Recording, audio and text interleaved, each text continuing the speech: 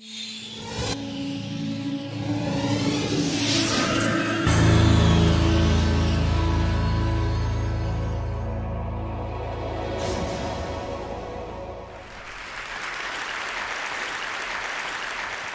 was a Saturday afternoon in May, and I suddenly realized that the next day was Mother's Day, and I hadn't gotten anything for my mom. So I started thinking about, what should I get my mom for Mother's Day?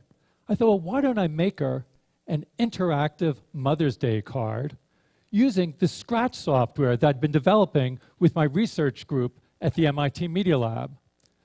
We developed it so that people could easily create their own interactive stories and games and animations, and then share their creations with one another. So I thought this would be an opportunity to use Scratch to make an interactive card for my mom. Before making my own Mother's Day card, I thought I would take a look at the Scratch website. So over the last several years, kids around the world, ages 8 and up, have shared their projects. And I thought, well, I wonder if of those 3 million projects, whether anyone else has thought to put up Mother's Day cards. So in the search box, I typed in Mother's Day, and I was surprised and delighted to see a list of dozens and dozens of Mother's Day cards that showed up on the Scratch website, many of them just in the past 24 hours by procrastinators just like myself. So I started taking a look at them. I saw one of them that featured a kitten and her mom, and wishing her mom Happy Mother's Day. And the creator very considerately offered a replay for her mom. Another one was an interactive project where when you move the mouse over the letters of Happy Mom Day, it reveals a special Happy Mother's Day slogan. In this one, the creator told a narrative about how she had Googled to find out when Mother's Day was happening. And then once she found out when Mother's Day was happening, she delivered a special Mother's Day greeting of how much she loved her mom. So I really enjoyed looking at these projects and interacting with these projects. In fact, I liked it so much that instead of making my own project, I sent my mom links to about a dozen of these projects. And actually, she reacted exactly the way that I hoped that she would. She wrote back to me and she said, "I'm so proud to have a son that created the software that allowed these kids to make Mother's Day cards for their mothers." So my mom was happy, and that made me happy. But actually, I was even happier for another reason. I was happy because these kids were using Scratch just in the way that we had hoped that they would. That as they created their interactive Mother's Day cards, you could see that they were really becoming fluent with new technologies. What do I mean by fluent? I mean that they were able to start expressing themselves and to start expressing their ideas. When you become fluent with language, it means you can write an entry in your journal or tell a joke to someone or write a letter to a friend. And it's similar with new technologies. By creating these interactive Mother's Day cards, these kids were showing that they were really fluent with new technologies. Now, maybe you won't be so surprised by this because, a lot of times people feel that young people today can do all sorts of things with technology. All of us have heard young people referred to as digital natives. But actually, I'm sort of skeptical about this term. I'm not so sure we should be thinking of young people as digital natives. When you really look at it, how is it that young people spend most of their time using new technologies? You often see them in situations like this or like this. And there's no doubt that young people are very comfortable and familiar browsing and chatting and texting and gaming. But that doesn't really make you fluent. So young people today have lots of experience and lots of familiarity with interacting with new technologies, but a lot less so of creating with new technologies and expressing themselves with new technologies. It's almost as if they can read but not write with new technologies. And I'm really interested in seeing how can we help young people become fluent so they can write with new technologies. And that really means that they need to be able to write their own computer programs or code.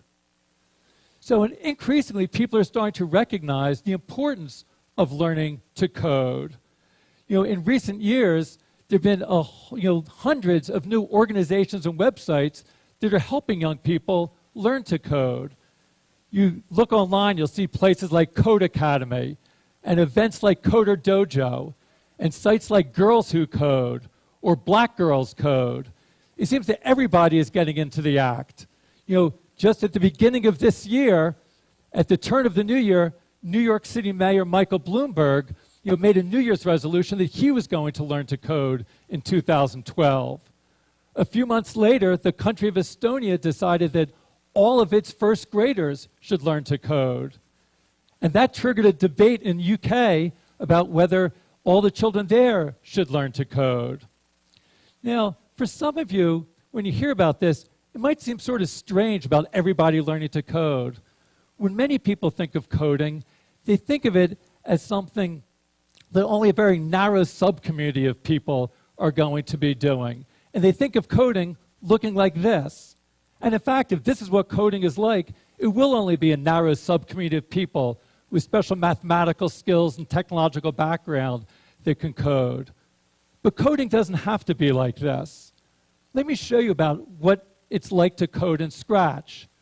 So in Scratch, to code, you just snap blocks together. In this case, you take a move block, snap it into a stack, and those stacks of blocks control the behaviors of the different characters in your game or your story. In this case, controlling the big fish. After you've created your program, you can click on Share and then share your project with other people so that they can use the project and start working on the project as well. So, of course, making a fish game isn't the only thing you can do with Scratch. Of the millions of projects on the Scratch website, there's everything from animated stories to school science projects to anime soap operas to virtual construction kits to recreations of classic video games to political opinion polls to trigonometry tutorials to interactive artwork and, yes, interactive Mother's Day cards. So I think there's so many different ways that people can express themselves using this, to be able to take their ideas and share their ideas with the world. And it doesn't just stay on the screen. You can also code to interact with the physical world around you. Here's an example from Hong Kong, where some kids made a game and then built their own physical interface device and had a light sensor. So the light sensor detects the hole in the board, so as they move the physical saw, the light sensor detects the hole and controls the virtual saw on the screen and saws down the tree. We're going to continue to look at new ways of bringing together the physical world and the virtual world and connecting to the world around us. This is an example from a new version of Scratch that we'll be releasing in the next few months. And we're looking again to sort of be able to push you in new directions. Here's an example that uses the webcam. And as I move my hand, I can pop the balloons, or I can move the bug. So it's a little bit like Microsoft Connect, where you interact with gestures in the world, but instead of just playing someone else's game, you get to create the games. And if you see someone else's game, you can just say, see inside, and you can look at the stacks of blocks to control it. So there's a new block that says how much video motion there is. And then if there's so much video motion, it will then tell the balloon to pop. The same way that this uses the camera to get information into Scratch, you can also use the microphone. Here's an example of a project using the microphone. So I'm going to let all of you control this game using your voices.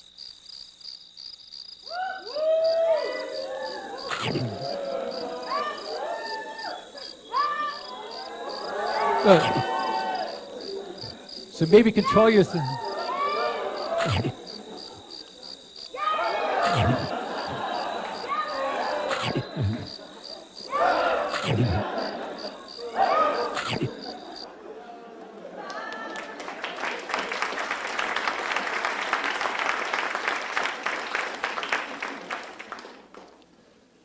As kids are creating projects like this, they're learning to code, but even more importantly, they're coding to learn. Because as they learn to code, it enables them to learn many other things, opens up many new opportunities for learning. Again, it's useful to make an analogy to reading and writing. When you learn to read and write, it opens up opportunities for you to learn so many other things.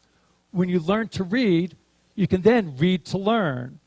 And it's the same thing with coding. If you learn to code, you can code to learn. Now, some of the things you can learn are sort of obvious. You learn more about how computers work, but that's just where it starts. When you learn to code, it opens up for you to learn many other things. Let me show you an example. Here's another project, and I saw this when I was visiting one of the computer clubhouses. These are after-school learning centers that we help start that help young people from low-income communities learn to express themselves creatively with new technologies. And when I went to one of the clubhouses a couple of years ago, I saw a 13-year-old boy who was using our Scratch software to create a game, somewhat like this one. And he was very happy with his game and proud of his game. But also, he wanted to do more. He wanted to keep score. So this was a game where the big fish eats the little fish. But he wanted to keep score so that each time the big fish eats a little fish, the score would go up and it would keep track. And he didn't know how to do that.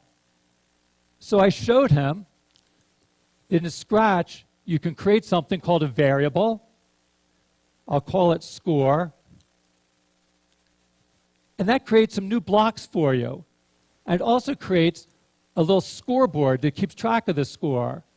So each time I click on change score, it increments the score. So I showed this to the clubhouse member. Let's call him Victor. And Victor, when he saw that this block would let him increment the score, he knew exactly what to do. He took the block and he put it into the program exactly where the big fish eats the little fish.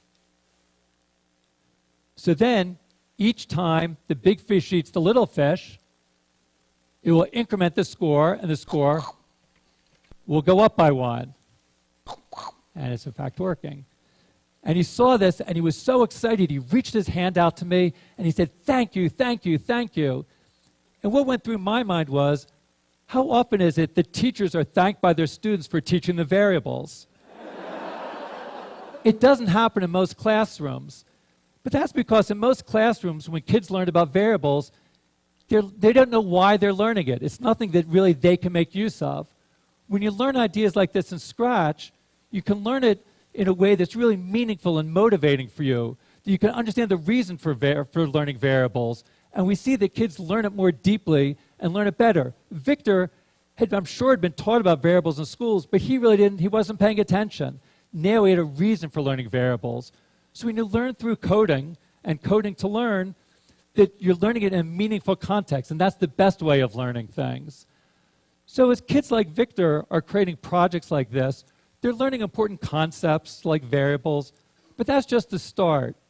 As Victor worked on this project and created the scripts, he was also learning about the process of design, how to start with a glimmer of an idea and turn it into a fully fledged functioning project, like you see here. So he was learning many different core principles of design, about how to experiment with new ideas, how to take complex ideas and break them down into simpler parts, how to collaborate with other people on your projects, about how to find and fix bugs when things go wrong, how to keep persistent and to persevere in the face of frustrations when things aren't working well. Now, those are important skills that aren't just relevant for coding. They're relevant for all sorts of different activities.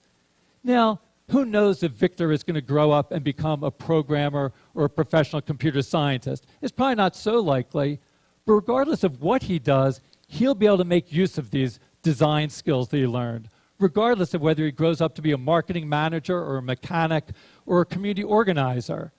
That these ideas are useful for everybody. Again, it's useful to think about this analogy with language. When you become fluent with reading and writing, it's not something that you're doing just to become a professional writer. Very few people will become professional writers, but it's useful for everybody to learn how to read and write. Again, the same thing with coding. Most people won't grow up to become professional, computer scientists or programmers, but those skills of thinking creatively, reasoning systematically, working collaboratively, skills you develop when you code in Scratch are things that people can use no matter what they're doing in their work lives. And it's not just about your work life. Coding can also enable you to express your ideas and feelings in your personal life. Let me end with just one more example. So this is an example that came from after I had sent the Mother's Day cards to my mom. She decided that she wanted to learn Scratch. So she made this project for my birthday and sent me a happy birthday Scratch card. Now, this project is not going to win any prizes for design, and you can rest assured that my 83-year-old mom is not training to become a professional programmer or computer scientist. But working on this project enabled her to make a connection to someone that she cares about, and enabled her to keep on learning new things and continuing to practice her creativity and developing new ways of expressing herself. So, as we take a look and we see that Michael Bloomberg is learning to code, all of the children of Estonia learn to code, even my mom has learned to code, don't you think it's about time that you might think about learning to code? If you're interested in giving it a try, I'd encourage you to go to the Scratch website at scratch.mit.edu and give a try at coding. Thanks very much.